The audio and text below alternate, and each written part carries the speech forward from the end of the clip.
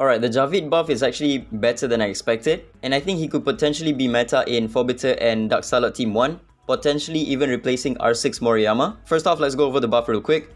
Now, the true damage is up to 200% of his attack, and whenever the enemy takes true damage, he will also gain attack up to 200% of attack, and he regains 10% AP. This is going to be massive because it is not just from his true damage portion, it can be from your other aspects like Daji with her passive, Momo with her attacks, right? She does true damage, and Jinchu with his skills as well. There's a lot of true damage aspects that can synergize really well with the buff Javid. And also with his R6, he absorbs 400% of attack. So that's going to be a massive shield, especially when he can get an additional 200 from the passive right here, right? Alright, first let me show you that he can work with Daji. Daji does have a true damage portion with her funeral rite stacks. If she has the funeral rite stacks, then if your ally does an attack, they will also do true damage. And when you trigger true damage, it will trigger Javid's passive that gives him attack up and also 10% AP.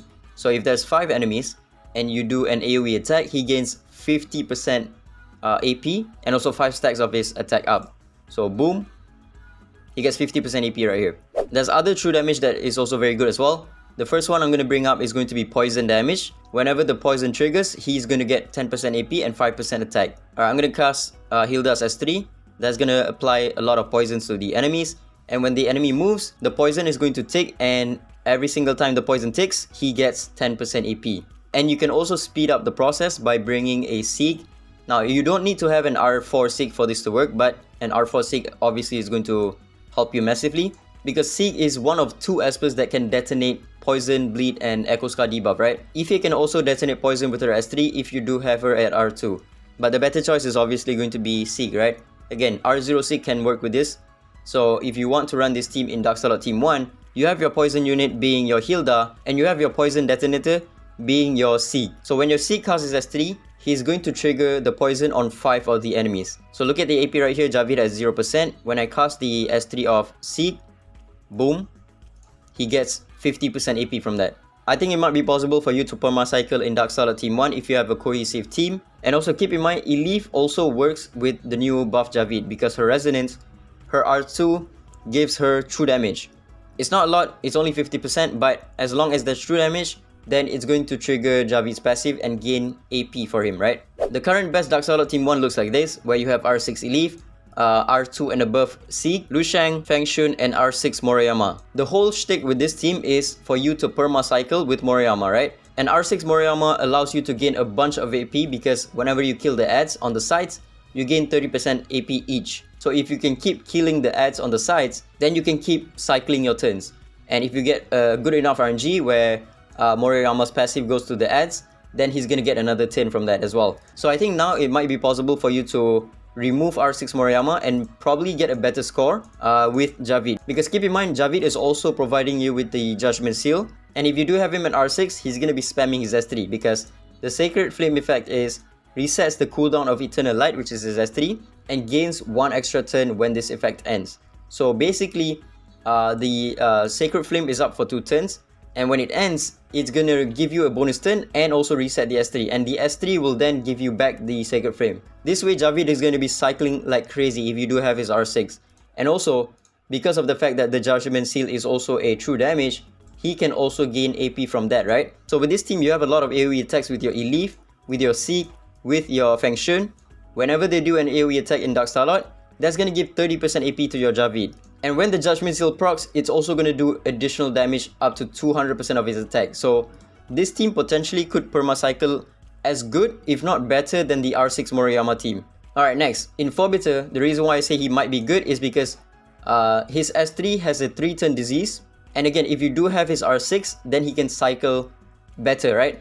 His S3 essentially is on a 2-turn cooldown, which means the uptime for the disease debuff is going to be really high.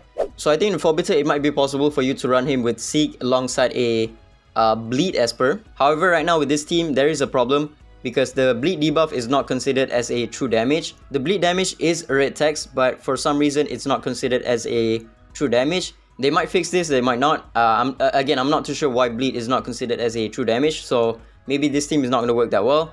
But if this team doesn't work, then I think it's possible for you to run him in the Sloan team. The current Sloan team for Forbitor looks like this. Again, you have your main DPS being Sloan, and then you have Ggez primarily just for his debuff. Ggez is mostly just here for his disease debuff. His damage is not really that high, but he is the best disease unit in the game, so that's the reason why he is in the Sloan team. And then you have your Meta Druid to die and give you more damage. And then you have your assist characters, right? Now, I think it might be possible for you to remove your Ggez and also add in your Javid, right? But I think with this variant, it is only possible to run if you have Javid at R6.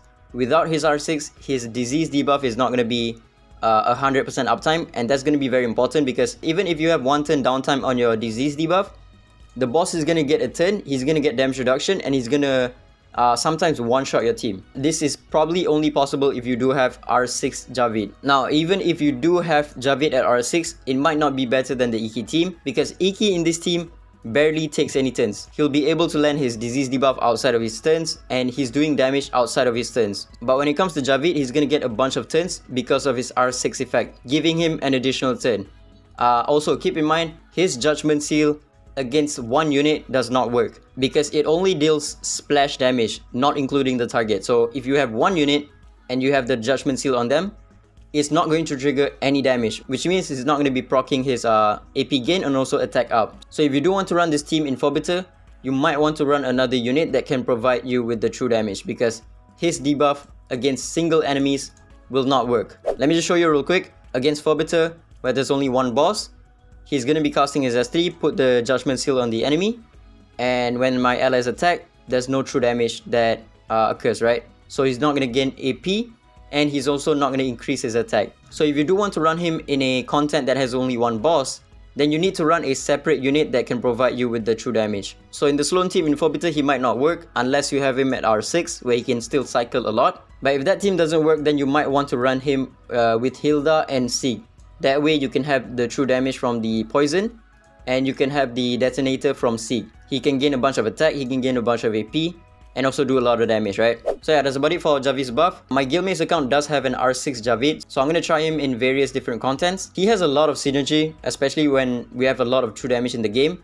But again, in PvP, I think he's still going to struggle because he does not have any damage reduction, he does not have any cheat death mechanic. He's also not immune to any debuffs.